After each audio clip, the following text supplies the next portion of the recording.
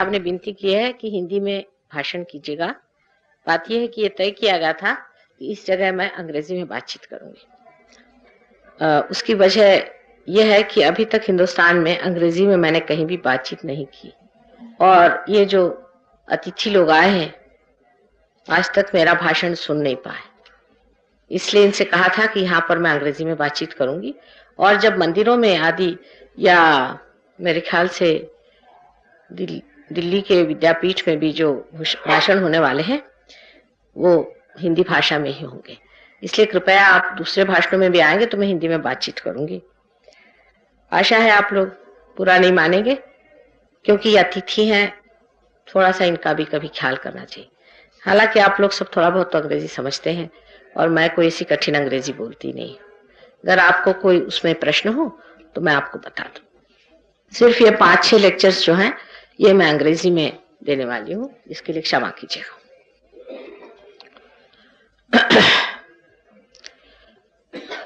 Yesterday I talked to you about the subtle centers which exist within our being. The knowledge of this was known to Indians, to many Indian seers, thousands of years back, but they did not disclose it. There were two types of people who became aware of the higher powers of nature. One of them were the people who thought that we may be able to excite the nature itself. So they started worshipping all the 5 elements through the Veda mantras and all that. They tried to awaken the 5 mantras, the result of which we see today is the manifestation of science, that they have been able to harness the energy of those 5 elements. The second type of people who became aware that there must be some force which is giving us evolution, they started singing the praise of God in bhakti and requesting God to incarnate on this earth. These were the bhakti margis. That is how in the Virata, in the primordial being, there are 2 forces as are in the human beings, as I told you yesterday. One is the emotional force, which is the bhakti, which gives us existence. This is the force through which the whole universal was conceived, was desired, and in our Sahaja Yoga terminology it is called as the Mahakali Shakti. On the right side of the Virat, as we have in the human beings, is the power of action, where he uses all the 5 elements to create, is the power of Mahasaraswati according to Sahaja Yoga terminology.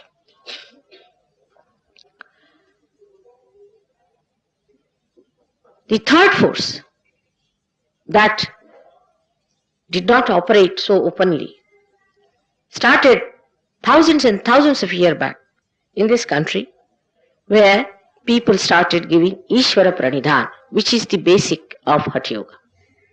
That is to establish Ishvara within you. First the Ishvara must be established, the light of your spirit, your Atma must be awakened, and then the cleansing must be done, and people must be established into their self-realization.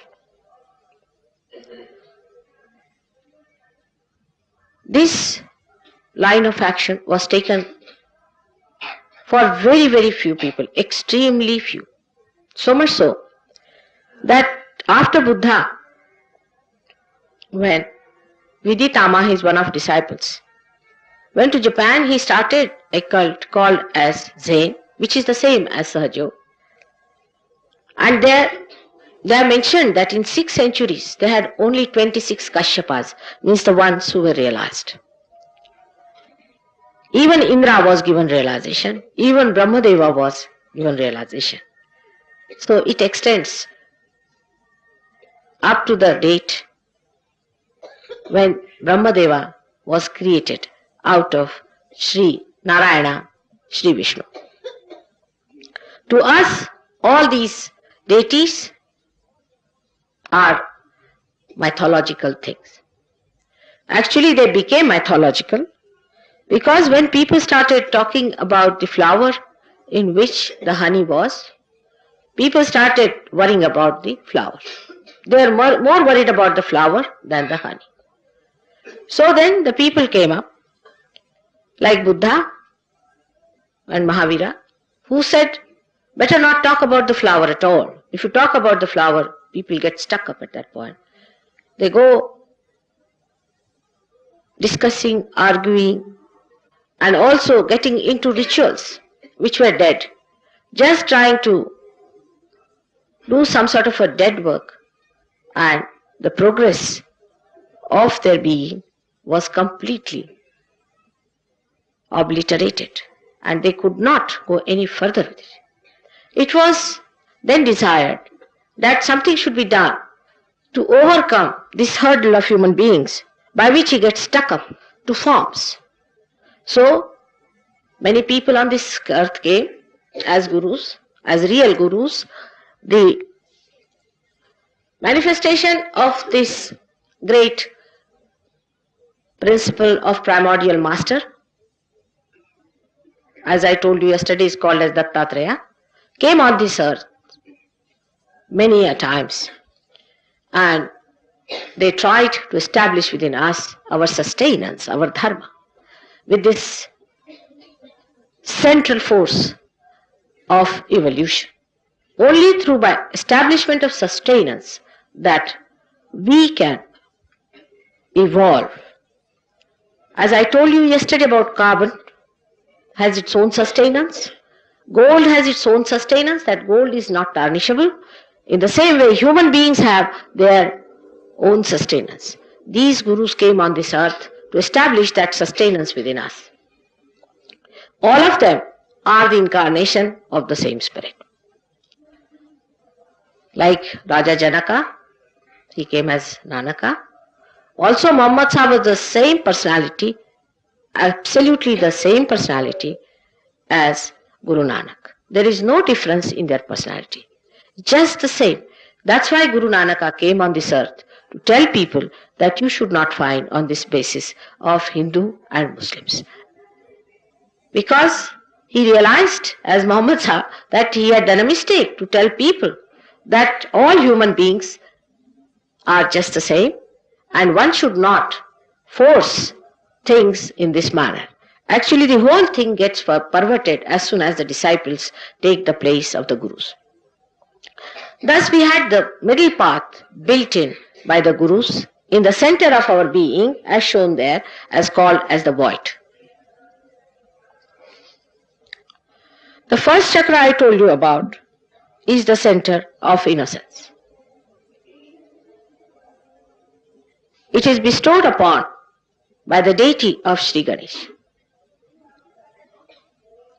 These gurus did not talk of the deities too much because, as I told you, people were talking more about the flower than about the honey. So they said, talk about the Nirakar, talk about the formless, by which people will pay their attention to the formless. But still it became talk and talk and talk. When they talked about the flower, people got stuck up with the talk about the flower. And when they talked about the Nirakara and formless, they got stuck up with that.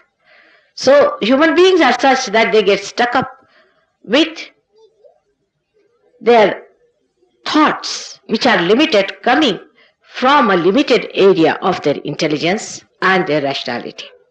So what was rational became a problem for saints to give realization. So there was again a revival at the time of Shankaracharya. Again Nanaka came and talked of Nirakara. Like that, they were trying to bring the people closer to reality by telling them, now forget this, now take to this, now forget this, take to this. Somehow that by giving up things, they might be able to reach the reality. Now, the center of Muladhara is the center, is the Muladhara chakra. One has to understand the importance of this center being separated from Muladhara itself. Muladhara is the place where the Kundalini sits, is in the sacrum, is in the bone called sacrum. Sacrum means sacred. That means even in Latin language it was called as a sacred bone. That means they knew that there was something sacred, holy about this bone. It is said that when the body burns, the whole body burns, but seldom this bone burns, and if it burns, it requires very tremendous heat. This triangular bone had this power within us, which is the power of Kundalini, which creates the whole being, still it remains the whole. That's why it is called as a residual power of Kundalini. Now this Kundalini resides there for ages together, and it comes back with you whenever you are born again. She is your mother. She has been your eternal mother. She is your individual mother. You do not share her motherhood with anybody else. She is the one who has loved you all your life, and she is anxiously waiting for a moment when she can give your second birth, your Punarjanma. Now such a Kundalini, how can she be dangerous? Many people have told me that they have read some books which says that Kundalini awakening is a very dangerous thing. I have also seen some of the very, very books written so big as that, with such ignorance, saying that Kundalini is in the stomach. I was surprised that when you don't know anything about it, why should you write? Kundalini is not there. She is in the Muladhara, and the Muladhara chakra is protecting the Muladhara. You can see with your naked eyes, when you come to Sahaja Yoga, the pulsation of the Kundalini in the triangular bone, if there is an obstruction above it. But if there is no obstruction, the Kundalini just shoots off. Now, this Ganesha chakra is very important, as I told you yesterday, because the first thing that God created was innocence, and this innocence is Sri Ganesha. It's so delicate. It's like a flower. If you try to play about with your innocence, Ganesha just gets angry with you, or he sleeps off. Now these people who have described the Kundalini being troublesome or coming up as a lightning or giving you kriyas, as I told you yesterday, are the people who are naive. They don't know how to handle the Kundalini. And that's how they have made mistakes. By committing these mistakes, they have become so popular. People like the people who have committed mistakes and telling something wrong. All these things happen because you have no idea as to how to handle the Kundalini.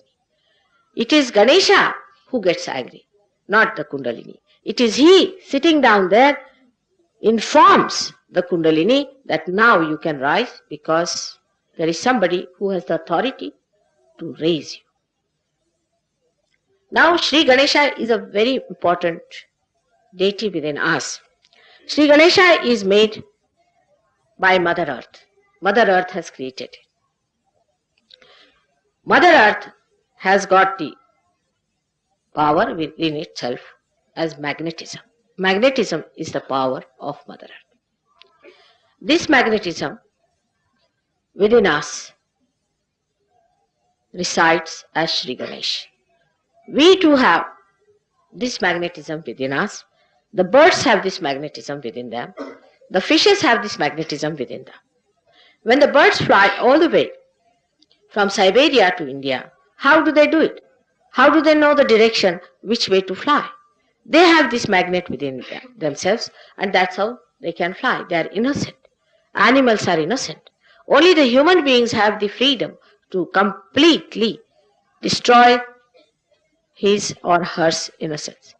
A person who is absolutely innocent has a great sense of direction. As soon as he is misdirected, immediately he knows where it is wrong. But once the Kundalini awakens, he gets a direction so enlightened within him that immediately he knows within himself that this man is not a religious person, this man is a thug, this man is a good person, or this man is a realized soul. This center is very important for all of us. By God's grace, India has got a speciality as far as Sri Ganesh is concerned. As I told you yesterday, that Indians on the whole are innocent people. On the whole, they are innocent. But we have really tried to destroy it by getting sophisticated and over intelligent. This center is to preserve and to be maintained through Sahaja Yoga practice after realization. There are certain asanas which are to be done. There are certain mantras that are to be recited to keep this center all right. Now the second center that we have within us is the Nabhi, which is placed inside the void. It is the second in creation, that's why I call it the second. Through it arises the third center called as Swadhisthana center. Now the Nabhi center has got 10 petals. It has got 10 petals. In the same way, the solar plexus, which is a gross expression of this subtle center, also has got 10 petals or 10 subplexuses. Now this center controls most of our digestion on the grosser level, and basically it gives us evolutionary power by which we have evolved. Only through this center we have evolved to be human beings. In the animals, or in the very, very small animals, even in the unicellular animals like amoeba, it acts like a seeking. They seek food. Basically, they seek food. As they grow better and better in their evolutionary process, then their seeking changes from one to another. Even in the human beings, the seeking has been first, say, to overpower the nature, then overpower the human beings, then affluence, money, possessions, emotional possessions. All these seeking have been in human beings. They all came to you through Nabhi Chakra. But as I told you yesterday, anybody who gives up the path of moderation falls onto the trap of the left and right and goes onto the two areas which are built within us. One on the left is called as the collective subconscious, and the another one on the right hand side is called as the collective supraconscious. So all the extremes of the Nabhi Chakra can be very, very difficult. For example, those people who fast, just for fasting's sake, is all right. Sometimes one should fast. In the name of God, if you fast, it is all wrong. Because God never wants you to fast. This is something wrong, that you want to torture your body. For what? Like people who want to call God would like to sort of stand on their heads, stand on your one leg, and do all kinds of torturing things. This is the way we deny God's existence and His love and His affection. If He is there, we are going to meet Him. What is there to fast and put Him into trouble? By making Him unhappy. If you want to make your mother unhappy, you do it this way. I will not eat my food. And that's how the mother gets very upset. So there is no need for anybody to fast in the name of God. If you have to fast, then you can fast it for your health or for your stomach trouble because you have eaten too much. Is a different point. But there is no need to believe that fasting for God is a good thing. The fasting takes you more to the right hand side of the Nabhi Chakra, by which a person may become a very dry personality, extremely dry. The more you fast, the drier you become. Such a person, the day he fasts, actually they fast thinking all the time about food.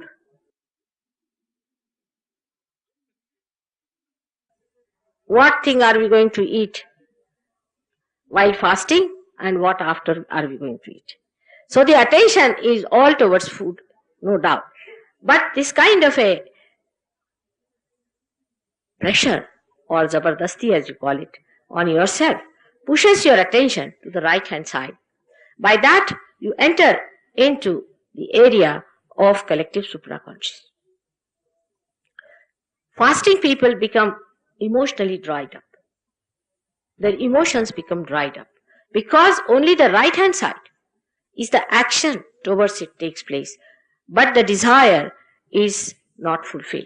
And that's why the left hand side is frozen. You must have heard of so many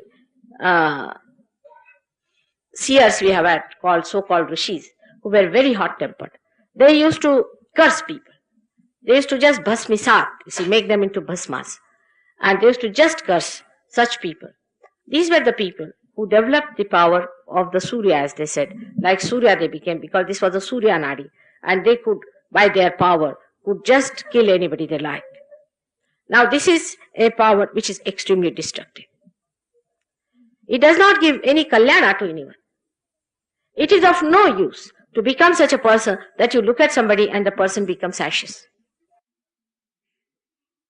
Imagine you have been made human beings with such difficulty. From amoeba you have come to this stage. Now, anybody who tries to do such tricks is absolutely anti-God. He doesn't understand the purpose of God. He doesn't know where does he play his role. He becomes a destructive force. So these are not powers, but these are negative forces. And how they work out, how these forces come into us, that I will tell you later. Now, on the left-hand side, the people who are too indulgent into food. They eat too much, they are lethargic, and they are all the time thinking about eating, eating, and eating. Such people pass into the left-hand side. This is also a very dangerous state. When they go on to the left-hand side too much, they are again attacked by the collective subconscious, and you may develop any disease accordingly.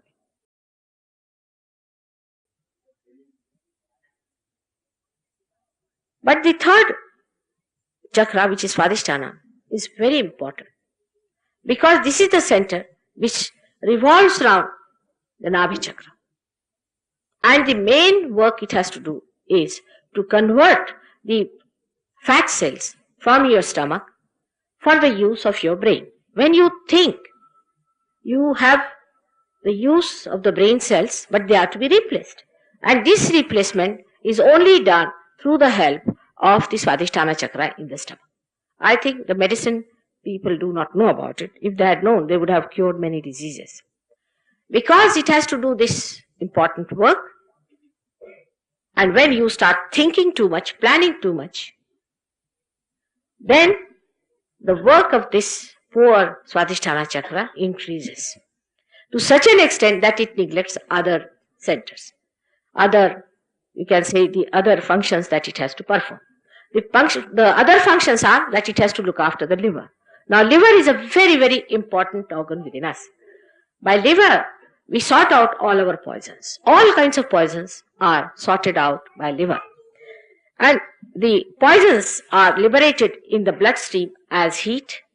When you have too many poisons in the body, then you get your temperature and it is evaporated from your skin. That is a natural way the liver throws out all the poisons within your body. But when the liver is out of gear, it does not. Those people who suffer from liver do not get temperature. Cirrhosis of liver, even cancer has the same principle. In cancer also, you do not get temperature. The heat of the body is not eliminated because cancer cannot be cured with the people who have such a bad liver. It cannot be sorted out because the poison of the body cannot be taken out, and these people never get temperature. That's why one can never know if one has cancer till it reaches absolutely a galloping stage. There you might get temperature because of other reasons. But the first indication that a man gets from his body is the temperature, which never rises with cancer. Now this same center, Swadhisthana, has to do other jobs like looking after your spleen and your pancreas, your kidneys and your uterus. Now spleen is a very, very important organ again, which we neglect in these modern times. One has to understand what is the speciality of spleen. Spleen is the speedometer within us. It controls our speed. These days if you find people speak so speedily that you don't know how they are speaking, it goes telescopically. They walk so fast that if they have to go to the station, you will find them in the other station. They are so ahead of time that it is impossible to connect them with the reality. Now the speedometer is the spleen. Supposing when you are having your food, we used to have a very good system. Even in Bengal, the husband would be sitting, eating his food, and wife would be fanning him, and the fanning would determine the speed of the person's eating. Now, she is to control.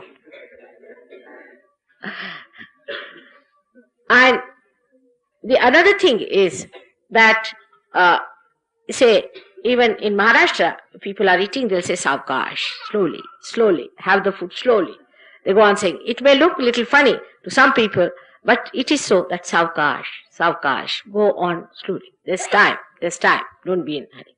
But these days, the way we eat our food is responsible for creating problems like blood cancer within us. We do not realize how blood cancer is created within us, because I told you yesterday, I will let you know how cancer is created. Now this plane has to work out all the emergencies within us. Supposing we are eating our food and suddenly we have to run out. It is already producing more blood cells for the consumption of the food we are having. Then suddenly we want to run, then it has to produce more blood cells. Supposing at the time, many people have a habit of reading the newspaper at the time of eating the food. It's very wrong idea. Absolutely. Because, newspaper are the most ashubh things that you can think of in this world. One should not read any newspaper in the morning, if you listen to me. They are absolutely inauspicious. Because they always give something horrible on the front page. It's also sensational that they don't want to give anything that is good. And once I had an interview with one of the journalists, and I said, "Why don't you give something about Sergio? Because we are doing good work. People are getting out of their drugs and they are getting cured and all that." He said, "This is doing good. This is good, but this is no sensation." See, they said that when the plane arrives in time in London, nobody announces it. But if there is a mishap, then only we announce. Otherwise, we don't. So if you read such horrible news at that time, or open the TV at that time where they see a horrid face or some sort of a horrid idea, immediately your speedometer, being a sensitive thing, starts producing more blood cells for the emergency. God knows what emergency has come up. With this, the speedometer becomes really crazy, becomes mad. It doesn't know what to produce, when to produce. It loses its control with the whole, and it starts producing blood cells which are crazy blood cells. These blood cells, like mad, start attacking other blood cells, and that's how the blood cancer is produced.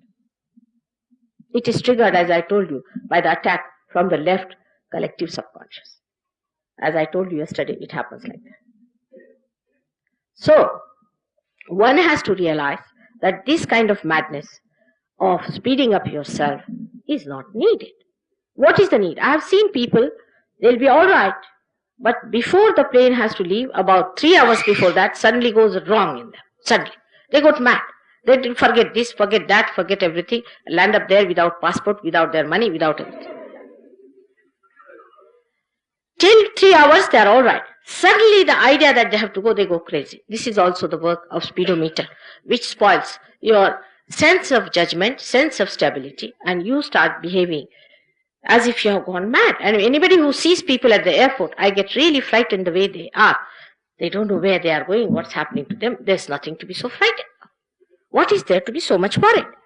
I mean, I have never worried about time all my life. I have never missed a plane. I have never missed a train. I don't know why to worry. After all, if you have to miss it, you'll miss it. Mostly, I have seen people plan out to miss, to leave things at home. Most of those people who plan out too much always miss things at home and also miss the plane. It's a common thing. Or they will not find out if the plane is out or is not coming or something like that. This is one of the examples I have told you, because these days people try to save the time. You are trying to save the time. Everybody seems to be trying to save the time. Somebody said that I must go to London. Can you arrange my passage? I said, I don't know anybody with these airlines people. I don't know how will I help you. No, you must arrange, a relation of mine. I said, why? What is the need for you to go to London so fast? After all, you can go tomorrow. It's all right. It doesn't matter. Whenever you get the seat, you can go. What is such a hurry? I mean, at least the government of Britain is not going to fall down. Maybe Indian government, many government servants think that the Indian government is there because of them. It's all right. I don't mind that myth. But even English government is not going to fall out because of you. What is such a hurry? He said, no, no, no, no, I have to go there because I have to attend a ball. So you can imagine. All this time saving and all this horrible thing is to waste time there. People try to save their time just to go for a discotheque or for a drinking party. Just imagine, they must go in right time for a drinking party. What is for a drunkard, whether you go early or later?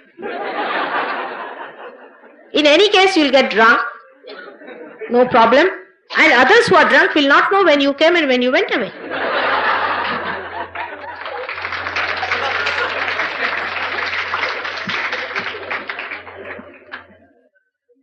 So there is no need to hurry up so much. That doesn't mean that you should be always late at a place. I don't mean that.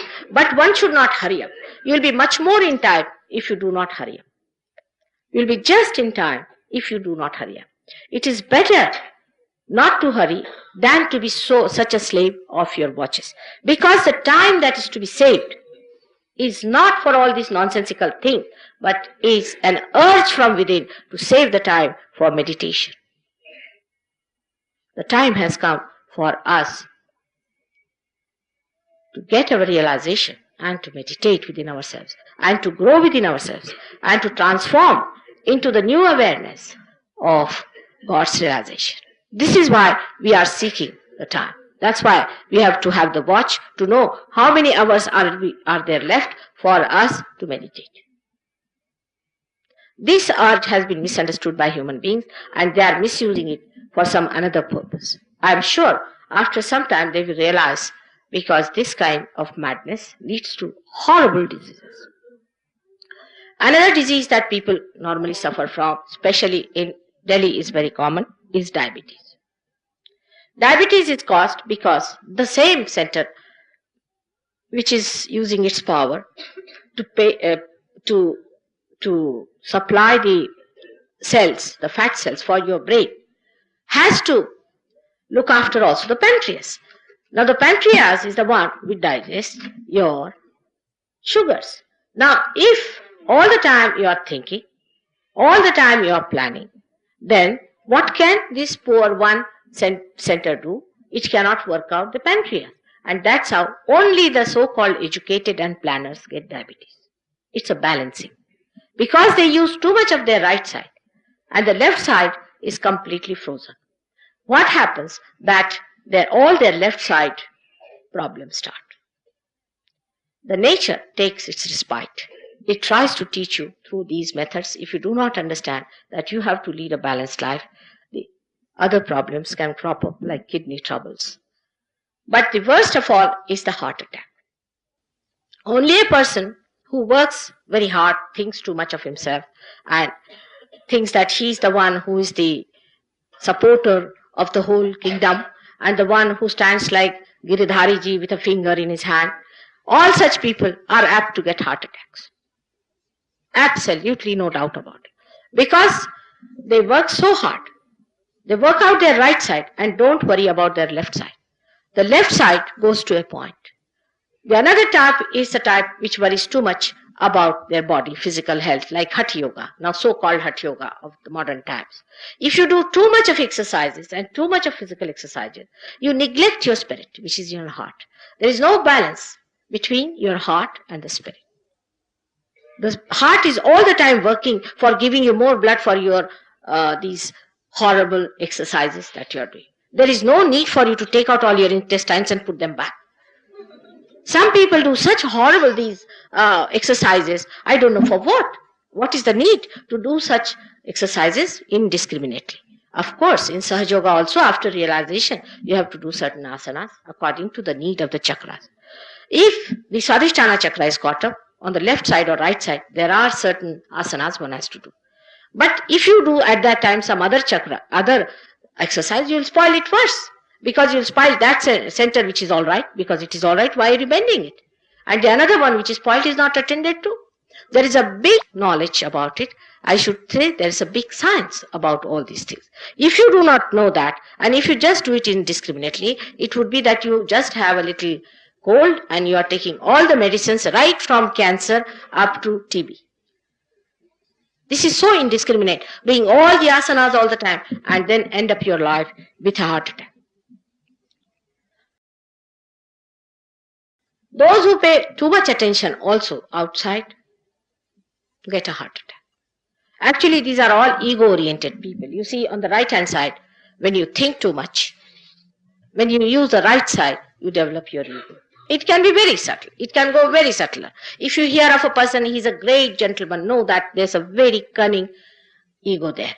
Because he knows that you have to be very polite with your ego, otherwise people will know that you are egoistical. So they're extremely humble. Ego can only disappear when you get realization. Before that, the ego exists in a subtler and a subtlest form.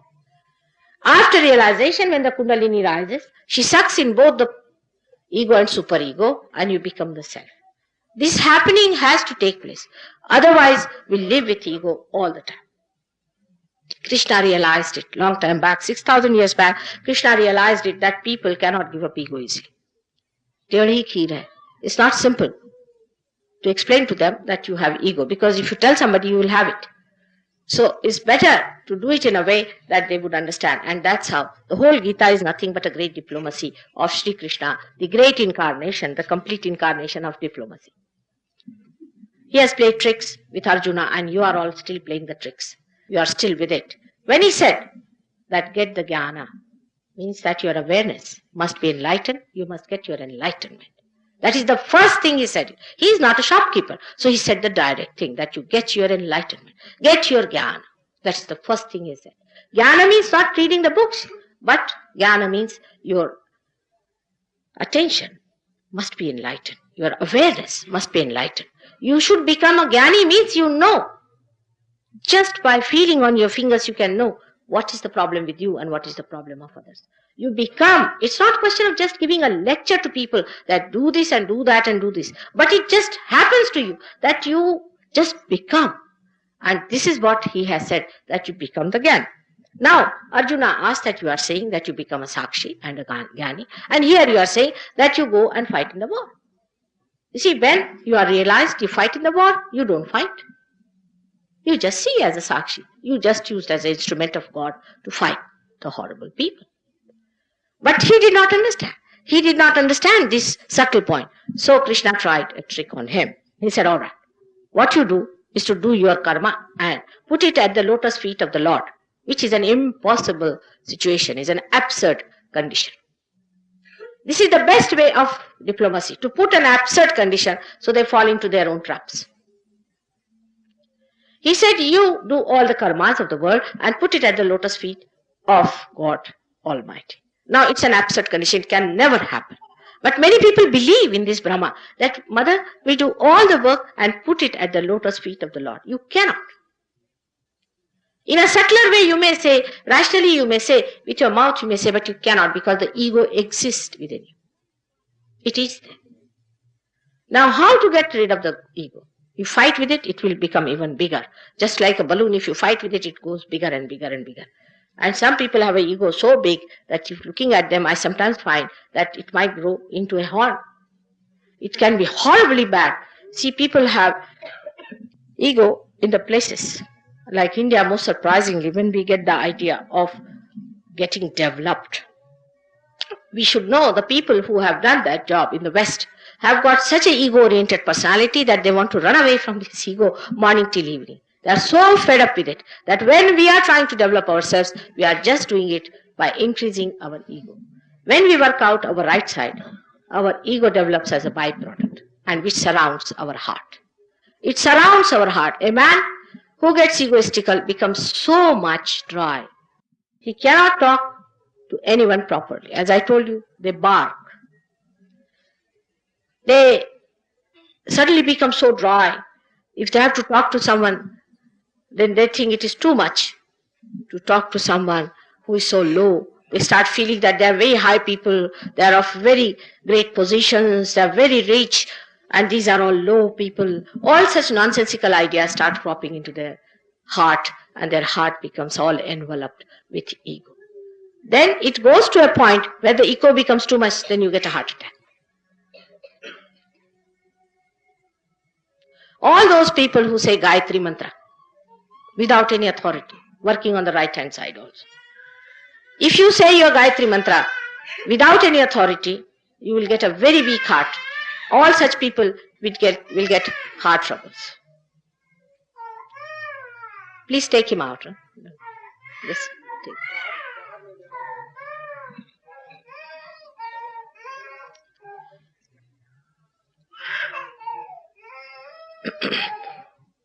Now, it is important for all of us to know what is the problem with us and how to look after ourselves.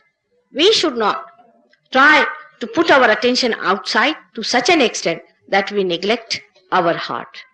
If God has given us, say, some position, must know that you must love. You must have your emotions.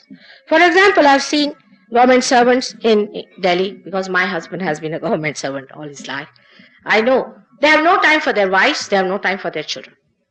They are so busy. You never see their faces in the daytime. You have to always put the light on. And if you see them in the daytime, you don't recognize them.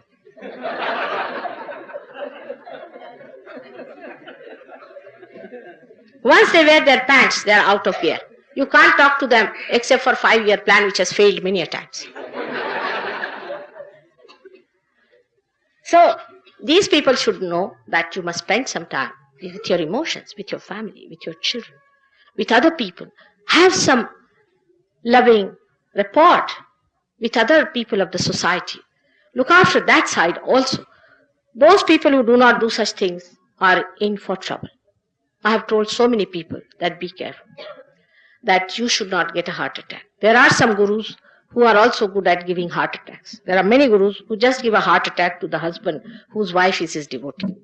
It's a very common feature of many gurus who gave a heart attack to the partner of his devotee so that he gets all the money, all the property, and the wife or the husband at his lotus feet. All such things should be avoided. We have to be affectionate, we have to be kind, we have to control our tongue and be sweet to others and nice to others. Not that thinking if we are nice to anyone, we are doing something great. We have to be generous people. We have to give as much as we can, we should give. What is there to feel that you are doing anything for anyone? This is the greatest, subtlest ego that people think we are serving the nation or we are serving the poor. Who is serving whom? Who is the other? If this finger is serving this finger, do you say that I am serving this finger? Who is the other? If they are all the part and parcel of the whole of one primordial being, then you are just helping yourself. You are not helping anybody else. But this is only possible when you get your realization. Without realization, all this talk is talk, talk, talk, and talk and talk. If you have to have any such idea that by just telling yourself you will forget it, you cannot. You have to have your realization by which you become another person. Then how you talk? What Krishna has said, that you become akarma.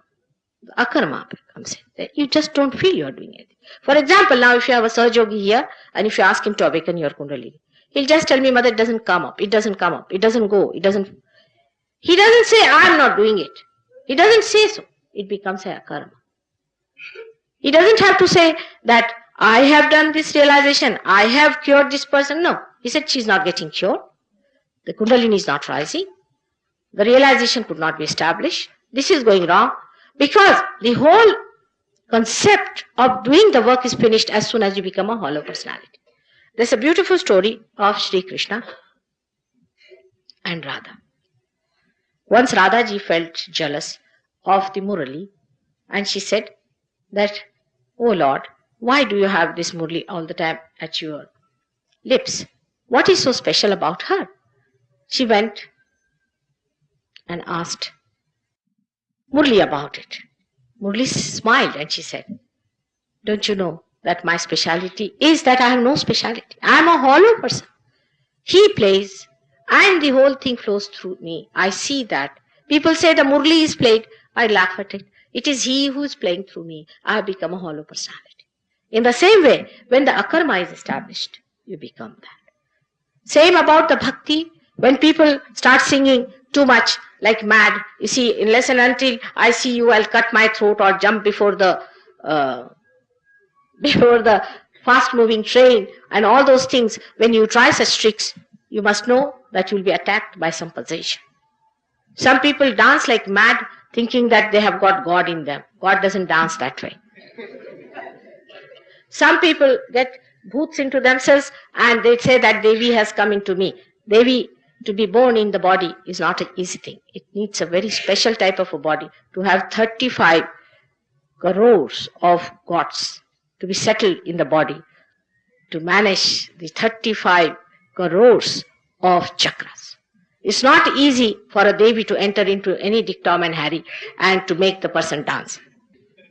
Moreover, one has to know that if you have got the Devi Tattva or if you are a realized soul, you become completely control with yourself.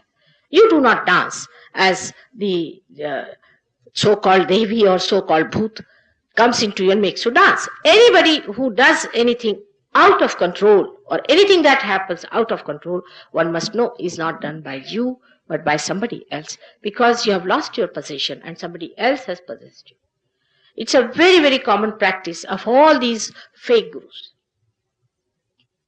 They'll give you a mantra. Now, this is another thing I have to talk about, because today somebody requested me, is a very common practice of people giving naam. I don't know from where did they get this idea. This is something I just can't understand. Nama was given to people at the time when they had a particular chakra sketch. For example, say, your Nabhi chakra is caught. Then they would say that take the name of Vishnu or Lakshmi Narayan, whatever may be the case. Or supposing your void is, then they may say Vahaguru or say Guru's name and all that.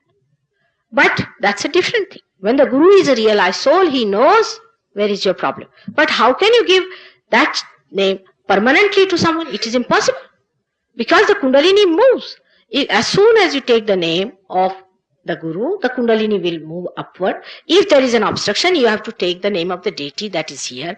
If there is no obstruction, it will move here. If there is an obstruction here, you have to take the name here. It's a living force. I told you, it's a living God and it's a living force. It doesn't stay, it's not static permanently at a place that you go on saying the same thing again and again. Maybe your Kundalini is just here to burst out and you are just taking the name of something much lower. That's how we spoil our chakras. You'll be amazed. Those people who do Shiva Puja in the hand. I've seen people who do Shiva Puja in the hand. They'll put the linga, stand on one head. I don't know what else they do. Might be tying up their shendi somewhere. And I don't know what else they do.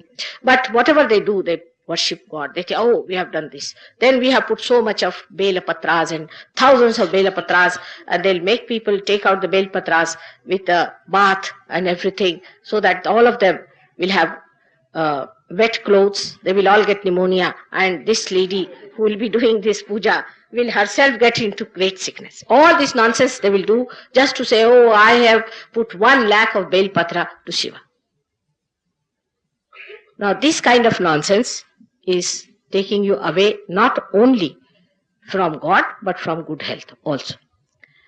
All these rituals are of no value to you unless and until you know what is to be done in your case. There is no light, supposing in this room. Now you have come to put a curtain here. Now you don't know where is the window. You don't know where is the rain. Where will you put the curtain? You may put it there and it may be all spoiled. It is like that. You must know where is the problem. You must know how far to go with it. You must know how to correct it. It's a knowledge. It's not a blind man's work. It has to be done with light within you to understand where is the problem. And that is how these people just gave names. It is to such an extent that some people are charging 300 pounds for one name. And the name given is Tinga and Inga. There are some foreigners here who have had this kind of a name also. And they were told that it should be without any meaning. So it is even better. And then some of them have been told that if you pay 3,000 pounds, then you can fly in the air. I said, put your guru on this leaning tower of Pisa and throw him down. Let us see. If he can fly, then you can fly. At least make the guru fly for a change. All such nonsensical ideas are given with this kind of a basic ignorance of people, that name cannot be given by anyone. Only thing is when the Kundalini is rising, you yourself should know where is the Kundalini and you should be able to raise it. Of course, at the time of Gyaneshwara, we can say he gave a name to his sister, to a point. Because he knew she had a problem at a particular chakra, he said, now you take this name. Only once.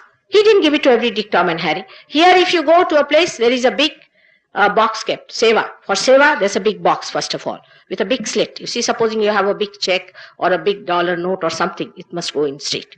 So there's a big box of seva kept. You go and put the money there. You go there, the Guru is sitting at the 7th floor, who doesn't know how to talk now, who has had 3 heart attacks, who is sitting with a lumpy face, and you go there and you get a name. Somebody comes and tells you in the name, I've got the name, I've got the name, I've got the name. Then you can drink, you can smoke, you can smuggle, you can do what you like. Doesn't matter. There's no transformation, nothing. They are just the same as other nonsensical people are. This is not religion. The religion that doesn't give you transformation, doesn't give you your personality, has no meaning at all. It means your sustenance. And that is what is happening also in so-called temples. I would say there are many places where we have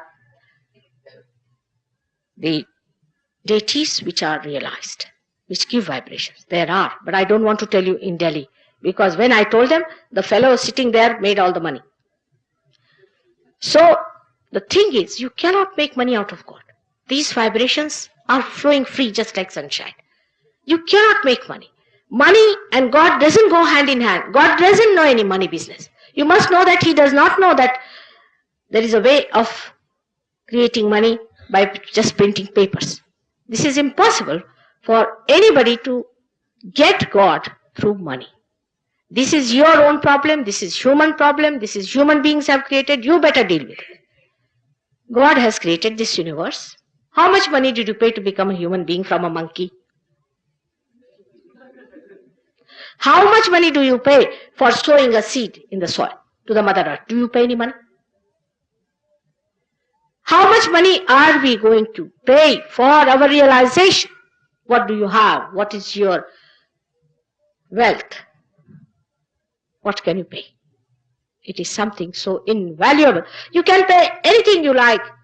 You cannot pay what you have got in your realization. That is all God has given you. He has given you a beautiful kundalini. He has given you your old yantra. He has given you your spirit. Now what can you pay Him except for complete gratitude for what He has done? Just to sing His mahima, to sing His glory, that's all you can do. But just to think that you can buy Him and purchase Him and also organize Him is another foolishness and stupidity. You have to be sensible enough. Everything should be logically understood, that how can you purchase God in the market. People asked me the other day the question whether you have an ashram in London. Of course, surprising I could not establish in India because they all wanted black money, black money, black money. I said, Baba, I have no black money and I do not want to pay any black money. I want to do it straight. At least there should be one place without black money. Can't you do it? At the last minute, they would say, give us a bribe or give us a black money.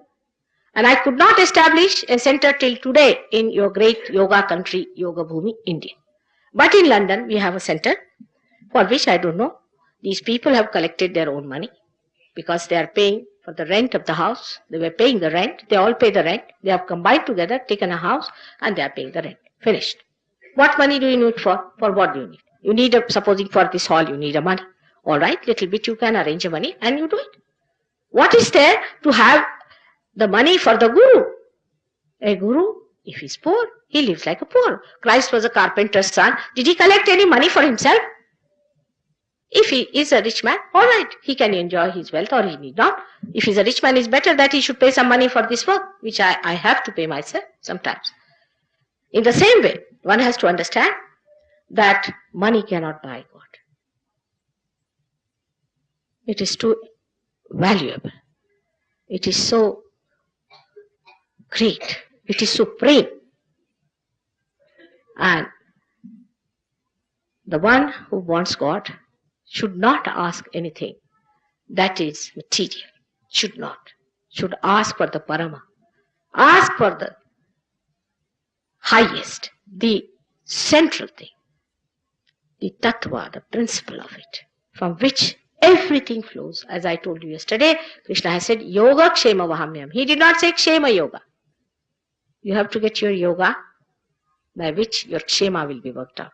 All your problems, material problems, all these things will be worked out. And how they work out, I'll tell you tomorrow, how the Lakshmi Tattva is enlightened within you through the Navi Chakra. But today I have talked to you about Swadhisthana Chakra.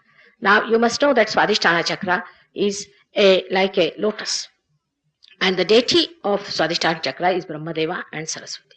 It moves on both the sides. It can go in the inner areas also. It can move everywhere because it's a very flexible stalk with which it moves. So it manifests outside in the gross, the aortic plexus. And it supplies all these areas with blood. But the real energy comes from the subtle Swadhisthana Chakra, which is placed in the spinal cord around the Navi Chakra, as you see. Now, this Swadhisthana Chakra is to be looked after. In Delhi, Swadhisthana Chakra is the first problem. Firstly, because you think too much. Secondly, you think you are running the show. Thirdly, the water of Delhi is not good. I have requested all the people, all the Sahajogis to boil their food, water and drink. And never drink water outside. At the most, if you have to drink, then you can drink something bottled. But try to boil the water all the time to keep your Swadhisthana Chakra all right. It causes jaundice and all kinds of problems because water is the basis of Swadhisthana Chakra. So if you try to spoil the Nabhi, Nabhi is the basis, and if Nabhi gets spoiled, then Swadhisthana also gets spoiled because from Nabhi, the Swadhisthana Chakra has arisen. Moreover, one has to know how to give balance to oneself when the Swadhisthana is out. Now, on the photograph or towards me, if you put your left hand like this, you have to move from left to the right. All right. By moving left, what you are doing is you are awakening your left side. You are awakening your left side. You can do it now. Raise it now from your left. Go higher and bring it down. See? Now what you are doing is you are awakening your frozen left side. So for your heart attack and all that, it is very good. Like that. Now from the top, you are bringing down the power of Saraswati. By this, you are giving power to the Swadhisthana Chakra, which is absolutely tired. You do it 7 times, you'll feel very much better. By that, your ego will come down also because it moves downward and it creates a space for superego to come in and a balance is established. Do it 7 times, you'll feel very much better. Very much better you'll feel. All of you should try. Because after that, you'll say, Mother, I have not got realization, then I'm not going to listen to that. Please do it. It's very simple. Now put your hands towards me. Some of you will start feeling the cool breeze as it is. Can you open the windows, please?